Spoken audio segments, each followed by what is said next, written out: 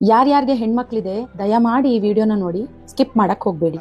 मेरा नाम अनस है, मेरे पिताजी का नाम खलीक अहमद है, मैं रहने वाला पैगा का हूँ। मुझसे ऐसी गलती होगी, ऐसी गलती कभी नहीं होगी। सब लड़कियां मेरी बहनों की तरह हैं, ऐसी गलती कभी दोबारा नहीं करूंगा। ಉತ್ತರ ಪ್ರದೇಶದ ಬರೇಲಿ ಅನ್ನೋ ಊರಲ್ಲಿ ಒಂದ್ ಸ್ಕೂಲ್ ಅಲ್ಲಿ ಆನ್ಯುವಲ್ ಡೇ ಪ್ರೋಗ್ರಾಮ್ದು ಪ್ರಾಕ್ಟೀಸ್ ನಡೆಯುತ್ತೆ. ಅದನ್ನ ಮುಗಿಸ್ಕೊಂಡು ಒಂದು ಹಿಂದೂ ಹುಡುಗಿ ಅವಳ ಫ್ರೆಂಡ್ಸ್ ಮುಸ್ಲಿಂ ಅಕ್ಕ ತಂಗಿಯರ ಜೊತೆ ಬರ್ತಾ ಇರ್ತಾಳೆ. ಮನೆಗ್ ಹೋಗ್ತಾ ಇರ್ಬೇಕಾದ್ರೆ ಅಕ್ಕ ತಂಗಿರು ಈ ಹುಡುಗಿನ ಮನೆಗ್ ಬಾ ಅಂತ ಇನ್ವೈಟ್ ಮಾಡ್ತಾರೆ.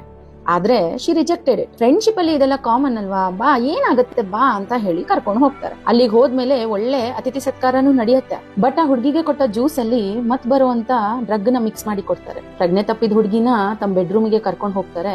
ಅಲ್ಲಿ ಈ ಅಕ್ಕ ತಂಗಿರ ಒಬ್ಬ ಅಣ್ಣ ವೇಟ್ ಮಾಡ್ತಾ ಇರ್ತಾನೆ. ಅವನು ಈ ಹುಡುಗಿದು ರೇಪ್ ಮಾಡ್ತಾನೆ. ಅಂಡ್ ಆ ಘಟನೆನ ಈ ಅಕ್ಕ ತಂಗಿರು ವಿಡಿಯೋ ಅಲ್ಲಿ ಕ್ಯಾಪ್ಚರ್ ಕೂಡ ಮಾಡ್ತಾರೆ.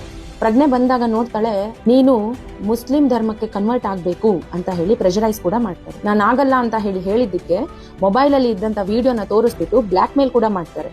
ನೀನೇನಾದ್ರೂ ಮುಸ್ಲಿಂ ಧರ್ಮಕ್ಕೆ ಕನ್ವರ್ಟ್ ಆಗದೆ ಇದ್ರೆ ಈ ವಿಡಿಯೋನ ನಾವು ಸೋಷಿಯಲ್ ಮೀಡಿಯಾದಲ್ಲಿ ಸ್ಪ್ರೆಡ್ ಮಾಡ್ಬಿಡ್ತೀವಿ ಅಂತ ಹೇಳಿ ಧಮಕಿ ಕೂಡ ಕೊಡ್ತಾರೆ. ಇನ್ನೊಂದ್ ಸೈಡ್ ಅಲ್ಲಿ ಹುಡುಗಿದು ಅಪ್ಪ ಅಮ್ಮ ಸ್ಕೂಲಲ್ಲಿ ಸಿಸಿಟಿವಿ ಕ್ಯಾಮೆರಾ ಚೆಕ್ ಮಾಡಿದಾಗ ಗೊತ್ತಾಗುತ್ತೆ ಆ ಅಕ್ಕ ತಂಗಿರ್ ಜೊತೆ ಹೊರಟಿದ್ದಾಳೆ ಮನೆಗೆ ಅಂತ. ಹಾಗಾಗಿ ಆ ಅಕ್ಕ ತಂಗಿರ ಅಪ್ಪ ಅಮ್ಮಂಗೆ ಫೋನ್ ಮಾಡಿ ವಿಚಾರಿಸಿದ್ರೆ ಬಂದೇ ಇಲ್ಲ ಹುಡುಗಿ ಅಂತ ಹೇಳಿ ಸುಳ್ಳು ಬೇರೆ ಹೇಳ್ತಾರೆ. ನಂತರ ಇವರು ಆ ಹುಡುಗಿನ ಅದೇ ಅರ್ಧಂಬರ್ಧ ಕಾನ್ಶಿಯಸ್ ಸ್ಥಿತಿಯಲ್ಲಿ ಎಲ್ಲೋ ಒಂದ್ ದೂರದಲ್ಲಿ ಬಿಟ್ಟು ಬರ್ತಾರೆ. ಅಂಡ್ ಆ ಹುಡುಗಿದ ಅಪ್ಪ ಅಮ್ಮಂಗೆ ಅವಳು ಸಿಗ್ತಾಳೆ. ಆ ಡ್ರಗ್ದ ಇಫೆಕ್ಟ್ ಫುಲ್ಲಿ ಕಮ್ಮಿ ಆದ ಮೇಲೆ ಎಲ್ಲಾ ಸ್ಟೋರಿನೂ ಡಿಟೇಲ್ ಆಗಿ ಹೇಳ್ತಾಳೆ. ನಂತರ ಅಪ್ಪ ಅಮ್ಮ ಪೊಲೀಸ್ ಹತ್ರ ಹೋಗಿ FIR ನ ದರ್ಜ್ ಮಾಡ್ತಾರೆ. ಅಲ್ಲಿ ಇವನು ಸಿಕ್ಕಾಕೊಂತಾನೆ. ಆದ್ರೆ ಆ ಅಕ್ಕ ತಂಗಿ ಹಾಗೂ ಅವ್ರ ಅಪ್ಪ ಅಮ್ಮ ಇನ್ನೂ ಸಿಕ್ಕಿಲ್ಲ. ಏನ್ ಅನ್ನಿಸ್ತು ಈ ಸ್ಟೋರಿ ಕೇಳಿದ್ಮೇಲೆ? ಎಲ್ಲ ಪ್ರೊಪಗಂಡ ಅಂತ ಹೇಳ್ಕೊಂಡು ತಿರುಗ್ತಾರಲ್ಲ, ಲೈವ್ ಆಗಿ ಇದೇ ಒಂದ್ 2 ವಾರದ ಹಿಂದೆ ನಡೆದಿರುವಂತ ಘಟನೆ ಇದು. Kashmir files, Bengal files, Dhurandhar, Kerala story 2 ಇದೆಲ್ಲ ಪ್ರೊಪಗಂಡ ಅಂತ ಹೇಳ್ತಾರಲ್ಲ. ಹಂಗಾರೆ 2 ವಾರದ ಹಿಂದೆ ಈ ಕೇಸ್ ನಡೀತಲ್ಲ, ಏನಂತೀರಾ ಇದಕ್ಕೆ? ಇದು ಪ್ರೊಪಗಂಡನಾ? ಇದು ಸುಳ್ಳ? ಆ 15 ವರ್ಷದ ಅಕ್ಕ ತಂಗಿರಿಗೆ ಎಂತ ಕಚ್ಚಡ ಯೋಚನೆ ಇರ್ಬೇಕು ಹಂಗಾರೆ. ಆ ಯೋಚನೆ ಬರೋದಕ್ಕೆ ಯಾರ್ ಕಾರಣ? ಅವ್ರ ಅಪ್ಪ ಅಮ್ಮ. ಹಂಗಾರೆ ಏನ್ ತುಂಬಿಸ್ತಾ ಇದಾರೆ ಈ ಮಕ್ಳ ತಲೆಯಲ್ಲಿ? ಎಂತ ವಿಷಗಳನ್ನ ತುಂಬಿಸ್ತಾ ಇದಾರೆ ಹಂಗಾರೆ?